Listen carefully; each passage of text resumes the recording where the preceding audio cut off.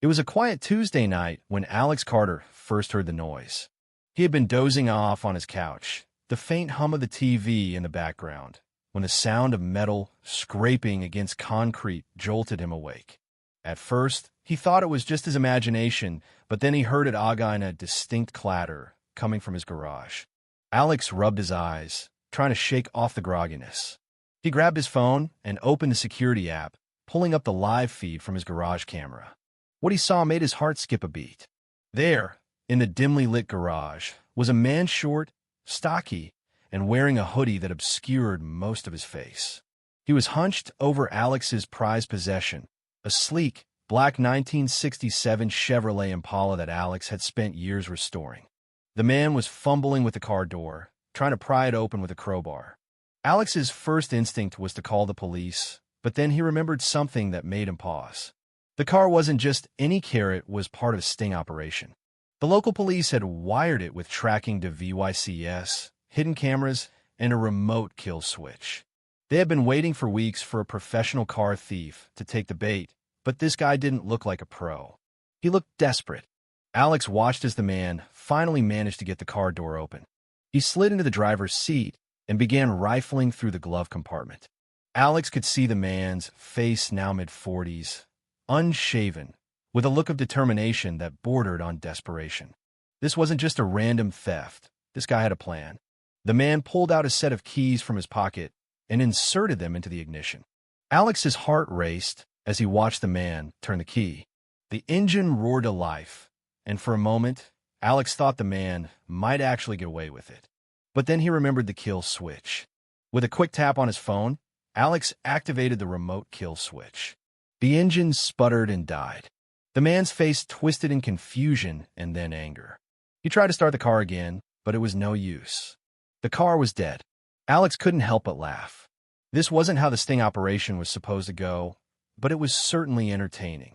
He grabbed his phone and dialed the number of the detective in charge of the operation. "Hey, you're not going to believe this," Alex said, trying to stifle his laughter. "Your sting just caught someone, but it's not who you were expecting." The detective arrived within minutes, along with a squad car.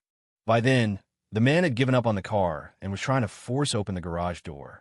He was sweating profusely, his face red with frustration. When the police finally entered the garage, the man froze, his hand still gripping the crowbar. "Drop it," one of the officers shouted, his gun drawn. The man hesitated for a moment, then let the crowbar clatter to the ground. He raised his hands in surrender, but his eyes darted around the garage, looking for an escape route. "I didn't do anything wrong," the man shouted, his voice trembling. "This car was abandoned. I was just trying to take it." The officers exchanged a glance. "Abandoned?" One of them repeated, incredulous. "In a locked garage?" The man's face flushed. "Look, I don't know whose garage this is, but the car was just sitting here. I thought it was fair game." Alex stepped forward, his arms crossed. "Fair game? You broke into my garage and tried to steal my car. That's not fair game. That's grand theft auto." The man's eyes widened. "Your car?" No, you don't understand. My friend told me it was abandoned. He said it was just sitting here, waiting to be taken. I didn't know it was yours." Alex raised an eyebrow. "Your friend? Who's your friend?" The man hesitated, then shook his head. "I can't tell you that. He's not someone you want to mess with." The detective stepped forward, his expression stern. "Listen, buddy, you're in a lot of trouble. Breaking and entering, attempted grand theft auto, looking at some serious charges. If you cooperate, maybe we can cut you a deal." The man's shoulders slumped. He looked defeated. "Fine," he muttered. "His name is Vince Moretti. He's the one who told me about the car. He said it was an easy score." Alex's eyes widened.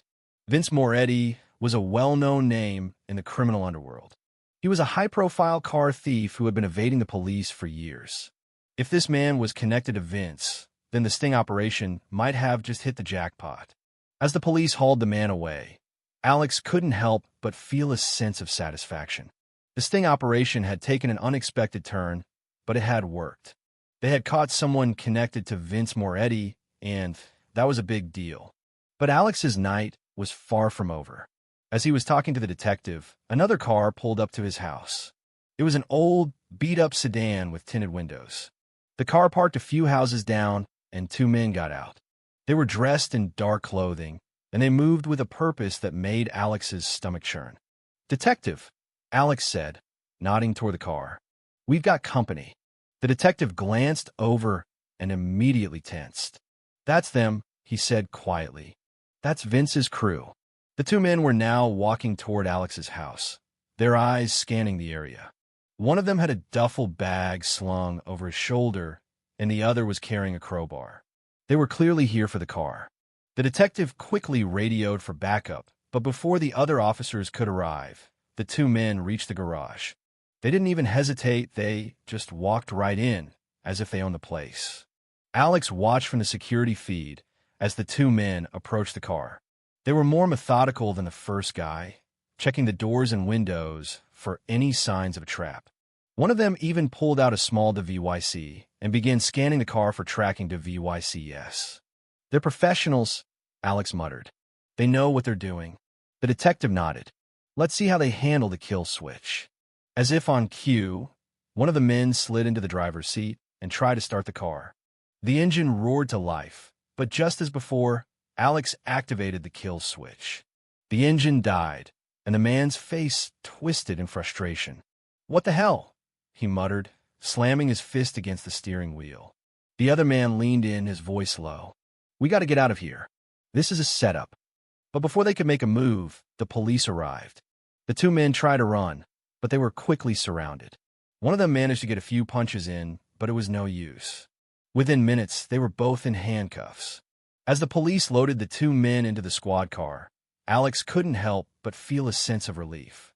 The sting operation had been a success, and they had caught not one, but three criminals connected to Vince Moretti. But the night wasn't over yet. As the police were finishing up, another car pulled up to the house. This time, it was a sleek black SUV with tinted windows. The driver stepped out, and Alex immediately recognized him. It was Vince Moretti himself. Vince was a tall, imposing figure with a sharp jawline and cold, calculating eyes. He walked toward the house with a confidence that made Alex's blood run cold. "Alex Carter," Vince said, his voice smooth and menacing. "I've heard a lot about you." Alex swallowed hard. "What do you want, Vince?" Vince smirked. "I want my car back, and I want to know who set this little trap." Alex glanced at the detective, who was now standing beside him. "You're under arrest, Vince," the detective said, his voice steady.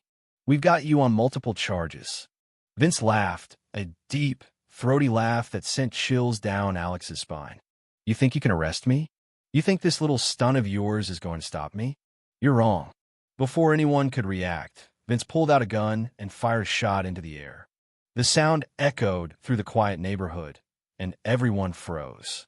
"This isn't over," Vince said, his eyes locked on Alex. "You've made a powerful enemy tonight, Alex. And trust me, you're going to regret it." With that, Vince turned and walked back to his SUV. The police tried to stop him, but he was too fast. He sped off into the night, VYing behind a trail of chaos and uncertainty. The next few days were a blur for Alex. The police had managed to arrest the three men connected to Vince, but Vince himself was still at large. The sting operation had been a success, but it had also put a target on Alex's back. Alex spent the next few weeks looking over his shoulder, constantly on edge. He knew Vince wasn't the type to let something like this slide. He was a man who held grudges, and Alex had just made himself enemy number one. But despite the danger, Alex couldn't help but feel a sense of pride. He had played a key role in taking down a major criminal operation, and that was something to be proud of. The police had even given him a commendation for his bravery. Still, the threat of Vince loomed large. Alex knew it was only a matter of time before Vince made his move. And when he did, Alex would be ready. It was a quiet evening when Vince finally made his move.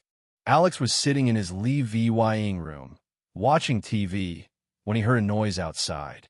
He grabbed his phone and pulled up the security feed, his heart pounding in his chest. There, standing in his driveway, was Vince. He was alone, but he was carrying something, a small, black duffel bag. Alex's mind raced as he tried to figure out what Vince was planning. Before Alex could react, Vince walked up to the front door and knocked. Alex hesitated, then slowly opened the door. "Vince," Alex said, his voice steady. "What do you want?" Vince smirked. "I want to talk. Just you and me." Alex glanced around, but there was no one else in sight. He knew he was in danger, but he also knew that this might be his only chance to end things once and for all.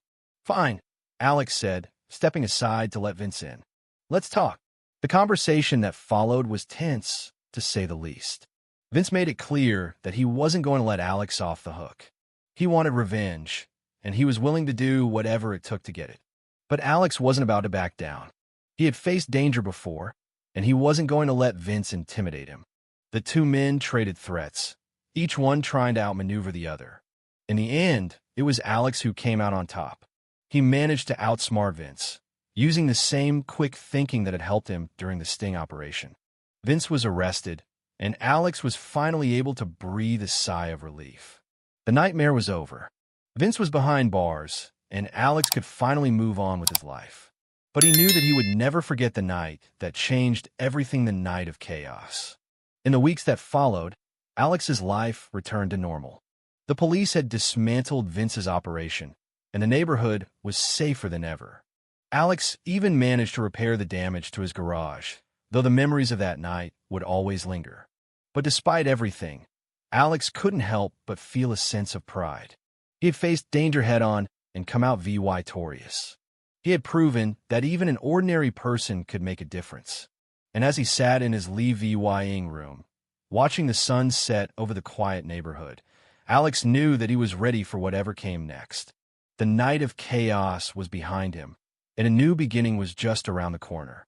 Life returned to a semblance of normalcy for Alex Carter. The police had successfully dismantled Vince Moretti's operation, and the neighborhood was quieter than it had been in years. Alex's garage was repaired, and his beloved Impala sat proudly in its usual spot, gleaming under the soft glow of the overhead light. The sting operation had been a success, and Alex had even received a commendation from the local police department for his bravery. But despite the accolades, Alex couldn't shake the feeling that something was still off. Vince Moretti was behind bars, but Alex knew that men like Vince didn't stay locked up forever. The criminal underworld was vast, and Vince had connections that could reach out and touch Alex even from behind prison walls. Alex tried to push the thought aside, focusing on his work and the small joys of everyday life. But the unease lingered, like a shadow he couldn't quite shake. One evening, as Alex was tinkering with his car, his phone buzzed. It was an unknown number. He hesitated for a moment before answering.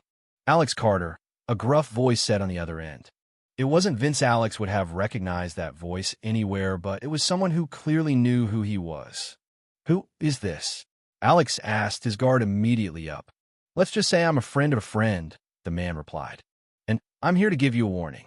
Vince may be locked up, but his people aren't. They're coming for you, Alex. And when they do, you won't see it coming." Alex's heart raced. "What do you mean? Who's coming?" The man chuckled darkly. "You'll find out soon enough. Just know this, you made a lot of enemies when you took down Vince. And those enemies don't forget." Before Alex could respond, the line went dead. He stared at his phone, his mind racing. Was this a prank? A threat? Or was it something more serious? The warning proved to be more than just empty words. A few days later, Alex's house was broken into. The intruders didn't take anything of value. Instead, they left a message. Scrawled across the living room wall in red spray paint were the words, "You're next." Alex called the police, but there wasn't much they could do. The intruders had worn gloves and masks, and there were no fingerprints or DNA denke to go on. The detective who had worked with Alex on the sting operation assured him that they would increase patrols in the area, but Alex knew that wouldn't be enough. Whoever was after him wasn't going to be deterred by a few extra cops driving by. Alex knew he couldn't just sit around and wait for the next attack. He had to take action. He reached out to the detective, who agreed to help him set up a new security system that was far more advanced than anything Alex had used before. Cameras, motion sensors, and even a panic button that would alert the police instantly if anything happened. But Alex didn't stop there. He also reached out to an old friend, a former Marine named Marcus, who had a reputation for being able to handle himself in tough situations. Marcus agreed to stay with Alex for a while, just in case things escalated. "You're not in this alone," Marcus said as he unpacked his gear in Alex's spare room. "We'll get through this together." With Marcus by his side, Alex felt a little more secure. But he knew that the only way to end this was to draw out the people who were after him. He came up with a plan, a risky one, but one that might just work. Alex spread the word that he was selling his Impala. He knew that the car was a symbol of his Tory over Vince, and he hoped that the people who were after him would see it as an opportunity to strike. He even posted an ad online, complete with photos of the car and his contact information. It didn't take long for the bait to be taken. A few days later, Alex received a call from a man who claimed to be interested in buying the car. The man wanted to see it in person, and he suggested meeting at Alex's house that evening. Alex agreed, but he and Marcus were ready. They set up cameras around the property and positioned themselves in strategic locations, waiting for the man to arrive. The man arrived right on time. He was tall and muscular, with a scar running down the side of his face. He introduced himself as Mike, but Alex had a feeling that wasn't his real name. As Mike inspected the car, Alex and Marcus watched from the shadows. They could tell that Mike wasn't just there to buy the car, was casing the place, looking for weaknesses. Finally, Mike turned to Alex and said, "I'll take it, but I'll need to test drive it first." Alex nodded, playing along. "Sure, no problem." As Mike climbed into the driver's seat, Alex activated the kill switch. The engine died, and Mike's face twisted in frustration. "What the hell?" he muttered, trying to start the car again. That's when Marcus stepped out of the shadows, his gun trained on Mike. "Get out of the car," he said, his voice calm but firm. Mike hesitated for a moment, then slowly raised his hands and stepped out of the car. "You think you're smart, don't you?" he said, glaring at Alex. "But this isn't over. Vince's people are everywhere. You can't stop them all." With Mike in custody, the police were able to gather more information about Vince's network. It turned out that Vince had been running a far larger operation than anyone had realized, with connections that reached into every corner of the city. But with Mike's cooperation, the police were able to make a series of arrests that crippled Vince's organization.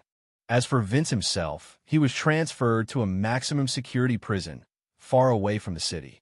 His influence was waning, and his empire was crumbling. Alex finally felt like he could breathe again. The threat was over, and he could move on with his life. But he knew that he would never forget the lessons he had learned about courage, about resilience, and about the importance of standing up for what's right. Months later, Alex stood in his garage, looking at his Impala. The car had been through a lot, but it was still as beautiful as ever. Alex had decided to keep it, not just as a reminder of what he had been through, but as a symbol of his strength. Marcus had become a close friend, and the two of them often spent evenings working on the car together. Life had returned to normal, but Alex knew that he was stronger than he had ever been. As he closed the garage door and walked back into the house, Alex felt a sense of peace. The night of chaos was behind him, and a new dawn was breaking. Whatever challenges lay ahead, Alex knew that he was ready to face them. If you were the one in this story, how would you react? Would you stand up and fight back, or accept the unreasonable pressure and control from the HOA? Share your thoughts in the comments below. And don't forget to subscribe, like, and share this video with more people. Your small action gives us the motivation to keep bringing you more intense and engaging stories. Thanks for watching, and we'll see you in the next video.